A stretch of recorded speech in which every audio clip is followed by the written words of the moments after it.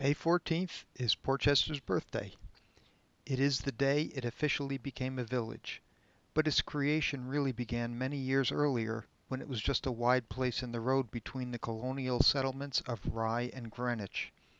We should call those two towns the historical parents of Porchester. I'm going to do my best to take you back to those years, so let's begin at the beginning. In 1660, three English settlers from the Greenwich colony, John Coe, Peter Disbrowe, and Thomas Studwell, crossed the Armonk River, which was the southern border of the English colony at Greenwich. We now know that river as the Byram River. They were looking for suitable land for a new settlement and were already familiar with the harbor as a place for good fishing and hunting, as well as trading with the Native Americans.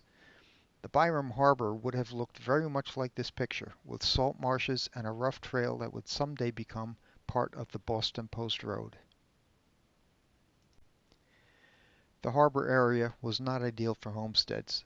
The shore was rocky and marshy, and the land rose sharply into thick forests and uneven terrain. Even the Native Americans used the shores only seasonally, so the settlers traveled another 2 miles south until they arrived at Menursing Island. Here they negotiated with the local native elder Shenorock for the rights to the island, where they created a new settlement they named Hastings. It was one of many such agreements with the tribal elders.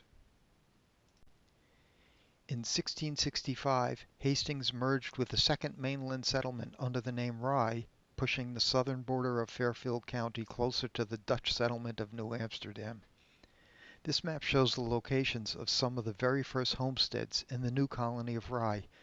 The names of some of those original 41 families are familiar to anyone living in this area today: Purdy, Bloomer, Merritt, Studwell, Lounsbury, Sherwood, Horton, Lyon, Brown, and others. While the new settlement benefited from the established town of Greenwich and increased trade with New Amsterdam, an uneasy peace existed with the natives. This photo depicts a typical native encampment that would have been common along the shore of the Byram River. The Native Americans, who shared the land with anyone who needed it, did not fully understand the colonists' concept of land ownership. Agreements were made and broken. By the early 1700s, many of the native families had been pushed off their ancestral lands with little recourse except to retreat further north away from the shoreline. Remaining tribal members found themselves in the minority with few rights and even less land. It was a story that repeated itself all across young America, usually at a terrible cost to the survival of the Native Americans. While Rye continued to grow, the settlers still avoided the harbor area of Byram. They referred to it as Saw Log Swamp or the Saw Pits, or worse.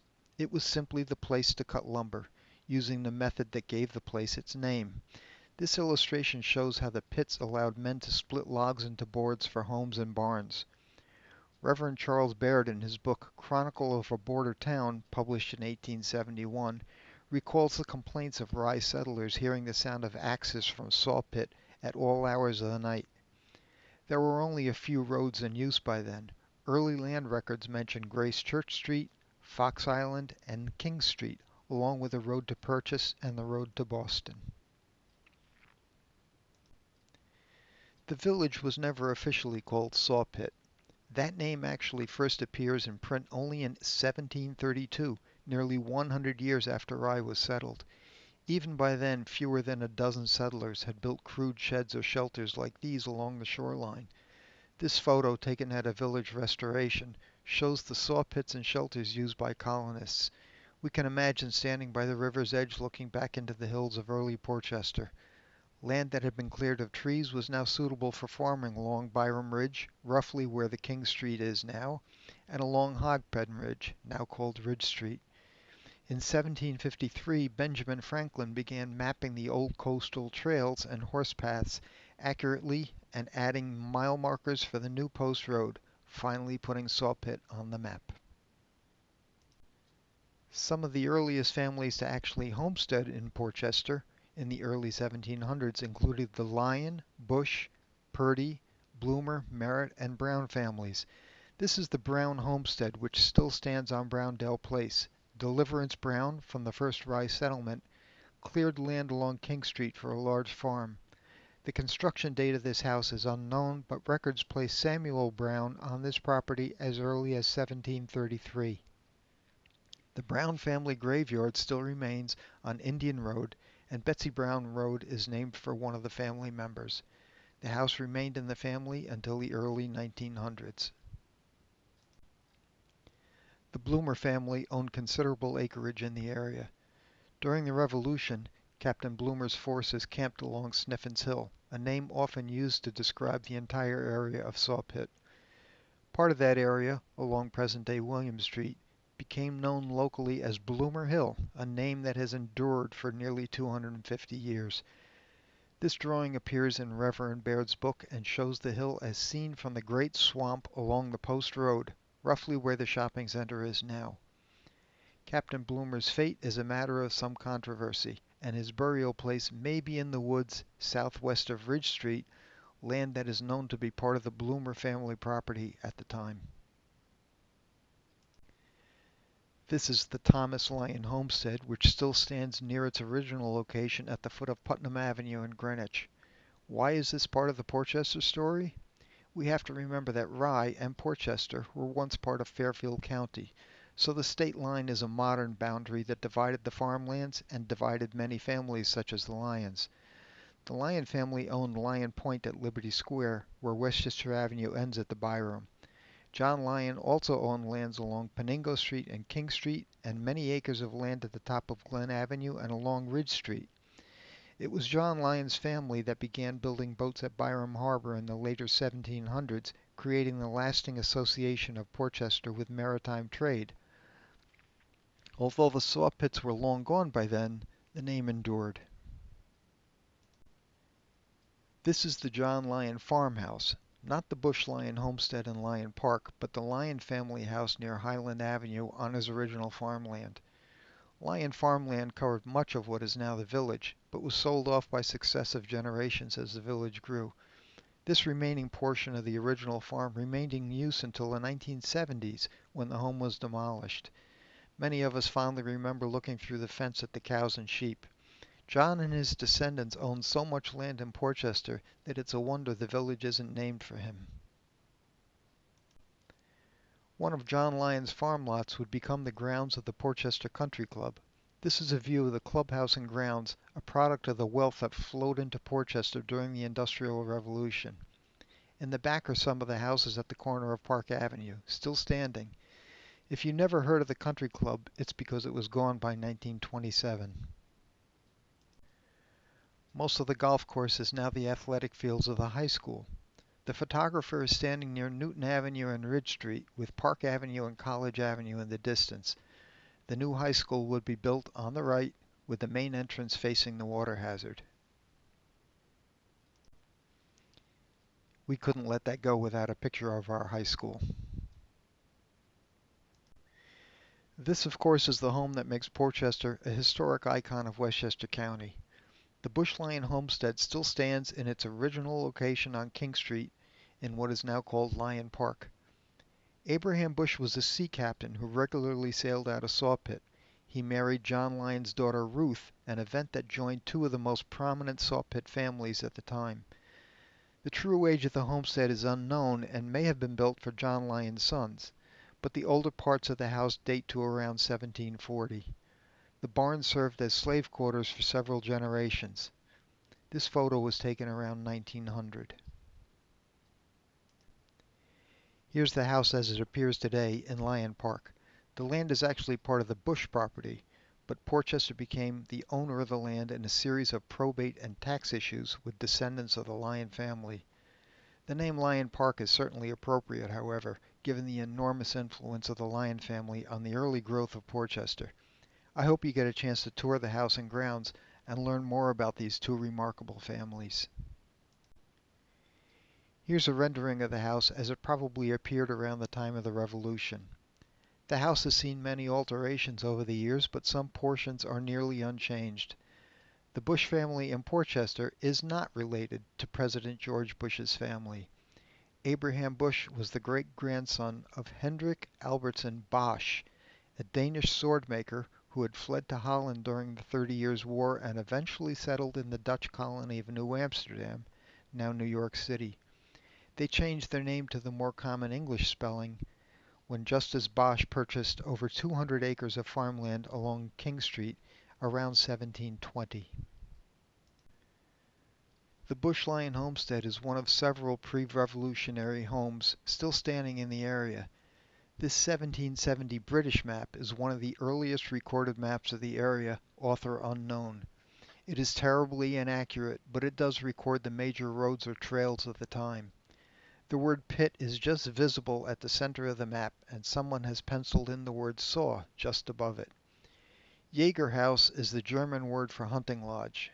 America was about to go to war for independence, and this map is all we have to tell us how much of the area was actually settled by then. And it's not much.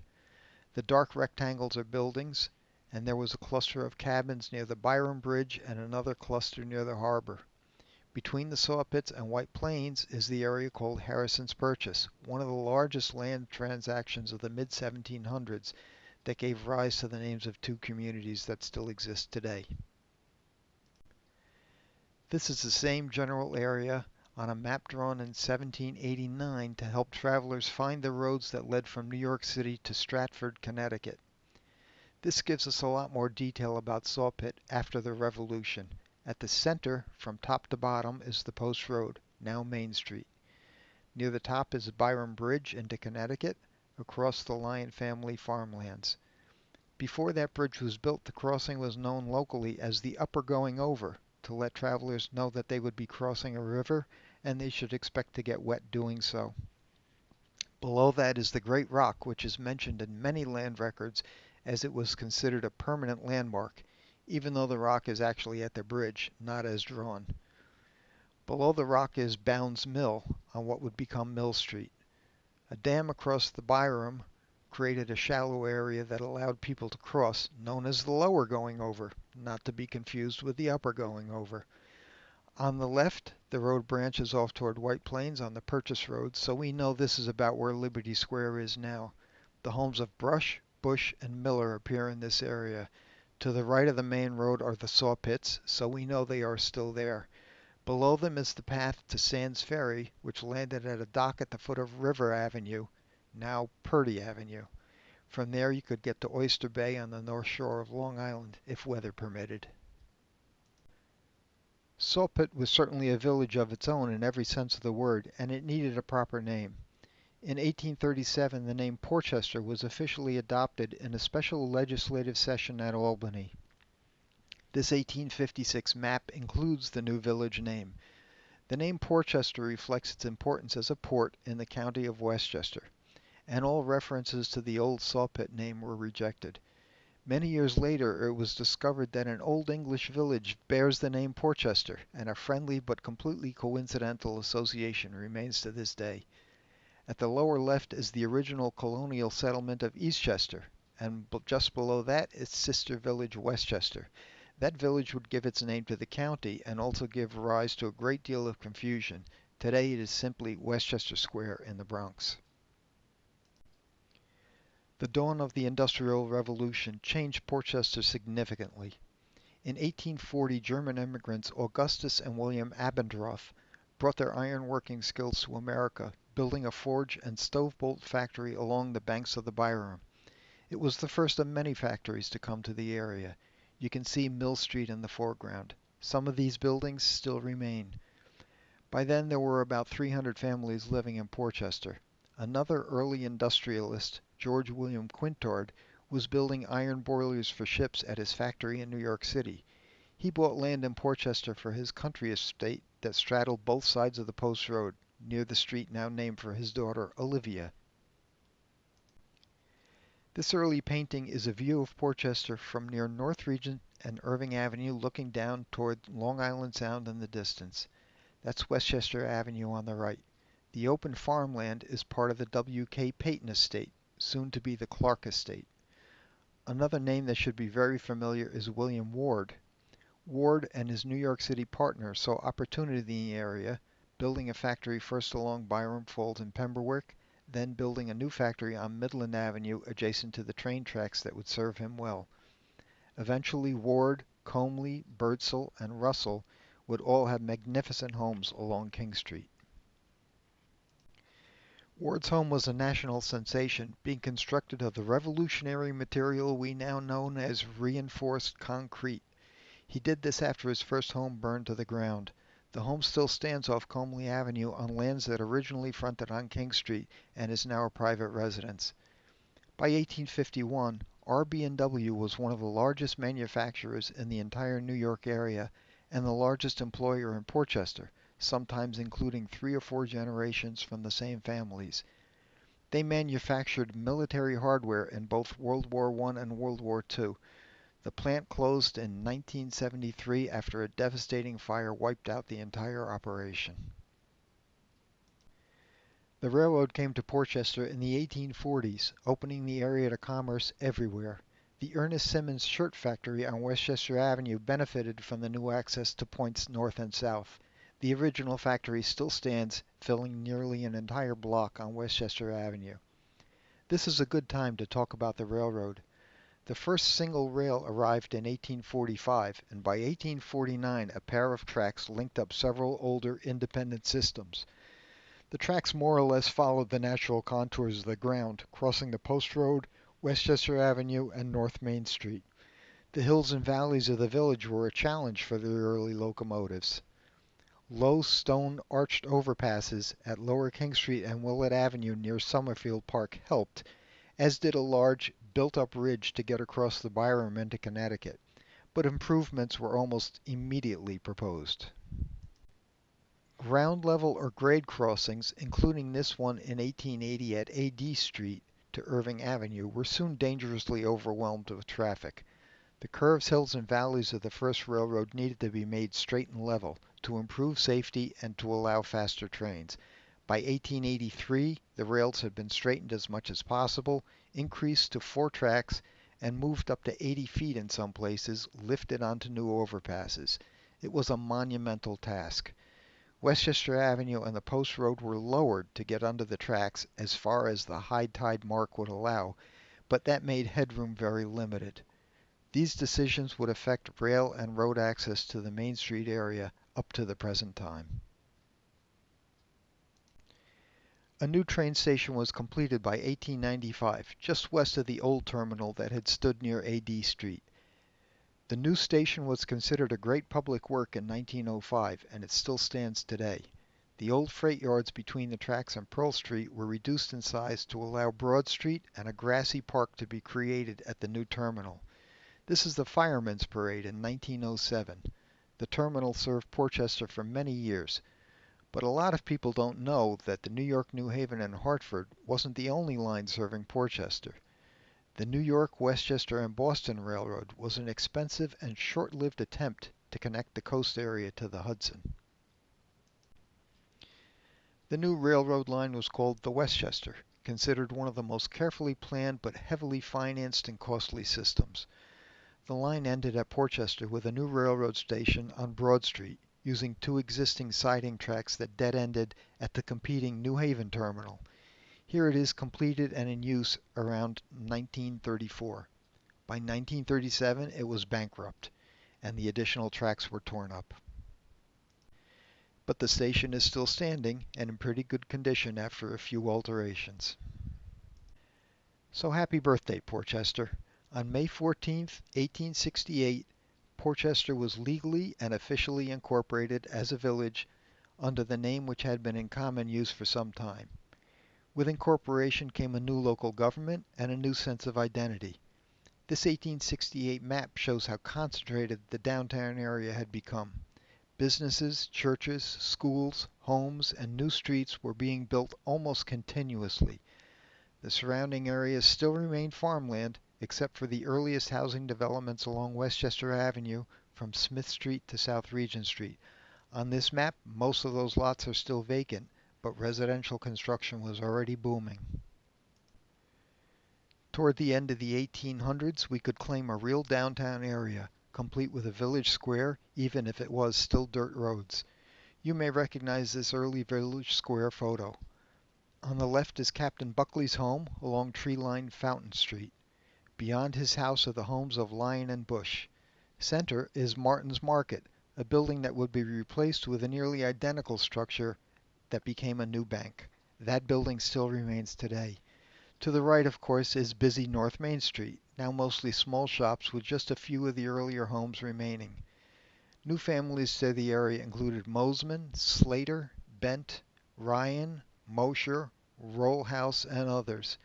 Wealthy New York families such as Clark, Peyton, Gould, Peck, Wesley, and Park joined the Quintards, building magnificent mansions in Portchester. There were modern hotels downtown, like this one on the corner of AD and Fountain Street, now called Lower King Street. This is from 1882. Irving Hall was also called Fair's Opera House, which staged shows grand enough to draw patrons from New York City. Several theaters offered the latest and greatest in entertainment in Portchester. Society newspapers were full of the doings of the local families, from weddings to summer parties to fundraisers for causes of the day. It was something of a golden age for Portchester. This is South Main Street, about 1880, looking toward the square. Proctor was a vaudeville theater mogul with locations all around the Northeast. Several local firehouses were generously and gratefully supported by the residents, who are now prosperous enough to construct Our Lady of Mercy, Summerfield Methodist, St. Paul's, and many other churches devoted to the immigrants' needs and traditions. Many of the downtown streets were at least partly paved by now, with regular trolley service that provided reliable transportation beyond the village borders. This wonderful bird's eye map was drawn in 1882 and gives a pretty accurate picture of the homes and businesses of the time. The harbor is lined with factories and lumber yards, but the area between South Main Street and the river is still a swamp. That area and the open spaces to the north were the last to get broken up into new homes and streets. A few important families deserve mention here. Edward Barton Wesley's story is a real rags to riches story. In 1825, at age 14, he ran away from his home in Leicester, Massachusetts, to New York City, where he sold sandwiches to business travelers on the early ferries. He listened to their advice and learned the details of how to invest. Through determination and hard work, he managed to accumulate a considerable sum of money. In 1851, he and his friends George Jones and Harry Raymond invested $20,000, nearly every penny they had, in a startup newspaper service. That service was to become the New York Times. By 1853, he purchased land in Portchester to build his estate Elmont, at the top of this picture on what is now Wesley Avenue. That home still stands today, altered into a small apartment building. His daughter Ida Wesley married Charles Albert Breck, giving that name to Breckenridge Drive. Their son Samuel Perry Breck, who gave Perry Avenue its name, was killed in World War I, and in his honor, Ida donated a corner of their estate to the village, now known as the War Memorial Park on Westchester Avenue. New York City banker Nicholas Palmer, Jr. purchased a 135-acre tract of land on King Street, probably influenced by family friends the Quintards. Eventually, 4 large Spanish-style homes stood on the hill they named Alden, with a gatehouse on King Street that remains today. The Palmers were the darlings of New York society. The estate was named by Mrs. Palmer, who traced her family history back to John Alden. One of the original mansions is still in use as administrative offices for the KTI. This is the home of the fabulously wealthy and eccentric Frank W. Savin. Born in 1849 in New York City, he was disinherited at an early age by his worldly sea captain father. Frank developed a talent for getting his own way, often with his fists. Bullying his way into the new financial district on Lower Manhattan, he eventually became one of the earliest investors and a charter member of the New York Stock Exchange. In 1890, he bought part of the former Quintard estate on the Post Road for his 75-room mansion he called Winchester Hall. His last wife, the former chambermaid, inherited the entire $10 million estate, including 8 Rolls-Royces and 20 servants, upon his death in 1931. She eventually gave control of the home to the Hellenic American Boarding School, which sadly burned down in 1945. The Kennedy School and Burger King now occupy the former estate grounds. It's almost impossible to imagine what the post road must have looked like then, unless you have this photo, of course. Still a dirt road in 1910, but a beautiful way to enter Portchester. This view is from South Regent looking toward town. The entry to the Savin estate is on the left, Olivia Street just beyond that. Savin owned most of the land on the right side as well, which was part of the Quintard estate. Much of the stone wall you see here is still existing.